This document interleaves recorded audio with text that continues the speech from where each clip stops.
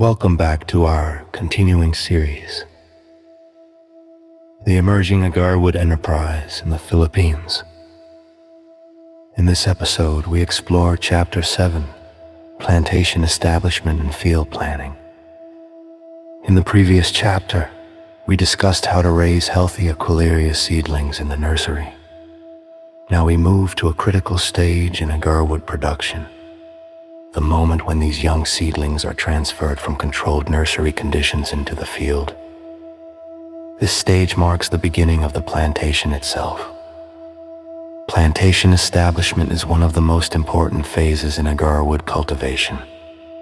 The decisions made at this stage, such as site preparation, planting layout, spacing, and early care, will affect tree growth for many years. A well-established plantation creates the foundation for healthy trees, efficient management, and future Agarwood production. Let us begin with land preparation. Before planting, the site must be carefully prepared to support seedling growth. This typically involves clearing unwanted vegetation such as grasses, shrubs, and weeds. Removing these plants reduces competition for nutrients, water, and sunlight. At the same time, complete clearing is not always necessary in some cases. Maintaining certain vegetation can help protect the soil from erosion and improve moisture retention. Farmers should aim for a balance between clearing the land and preserving beneficial ground cover. In sloping areas, special attention must be given to soil conservation. Heavy rainfall can cause soil erosion, especially on steep slopes. To address this, farmers may use contour planting techniques where trees are planted along the natural contours of the land. This helps slow down water runoff and reduces soil loss. After clearing and preparing the land, the next step is to design the planting layout. The layout determines how trees are arranged across the plantation and how much space is available for each tree to grow. One of the key decisions in plantation design is spacing. Spacing refers to the distance between trees. It directly affects how trees compete for sunlight, nutrients, and water. Common spacing options for Aquileria plantations include 2 meters by 2 meters for high-density planting, 3 meters by 3 meters for moderate spacing, and 4 meters by 4 meters for wider spacing. Closer spacing allows farmers to plant more trees per hectare, which may increase potential yield. However, it also increases competition between trees, which may limit individual tree growth. Wider spacing gives each tree more access to sunlight and nutrients, allowing it to grow larger and stronger. The choice of spacing depends on the goals of the plantation, the quality of the soil, and the management strategy. Some farmers also incorporate intercropping systems, planting short-term crops between rows of trees during the early years of plantation development.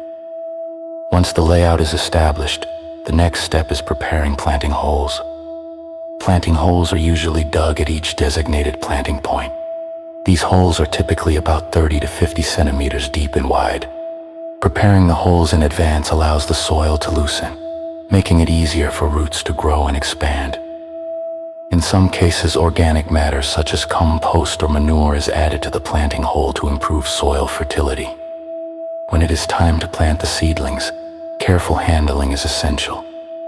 Seedlings are removed from their poly bags with care to avoid damaging the roots.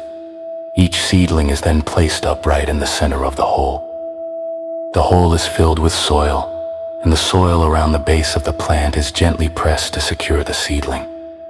It is important to ensure that the base of the stem remains slightly above ground level to prevent water accumulation around the trunk.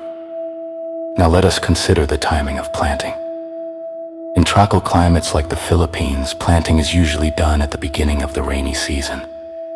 This ensures that seedlings receive adequate water during their early stages of establishment. Planting during dry periods can expose seedlings to water stress, which may reduce survival rates unless irrigation is available. After planting, the focus shifts to early plantation care. Young seedlings require close attention during the first months after transplantation. One of the most important tasks is watering, especially during periods of low rainfall. Although Echolaria trees are relatively resilient, young seedlings still depend on consistent moisture to establish their roots. Another essential activity is weed control. Weeds compete with young trees for nutrients, water, and sunlight. If left unmanaged, weeds can slow down tree growth and reduce survival rates. Regular weeding helps maintain a favorable environment for seedlings. Some farmers also apply mulch around the base of the trees. Mulching helps conserve soil moisture, suppress weed growth, and improve soil conditions over time. In addition to water and weed management, fertilization may be applied to support early growth. Organic fertilizers such as compost or manure can improve soil structure and provide nutrients. In some cases, balanced fertilizers may be used to promote healthy leaf and root development. However, care should be taken to avoid over-fertilization, which can harm young plants. Another important aspect of early plantation management is protection from environmental stress. Young Echolaria trees are particularly vulnerable to strong winds, heavy rains, and extreme weather conditions. In the Philippines, where typhoons are common, protecting young plantations is especially important.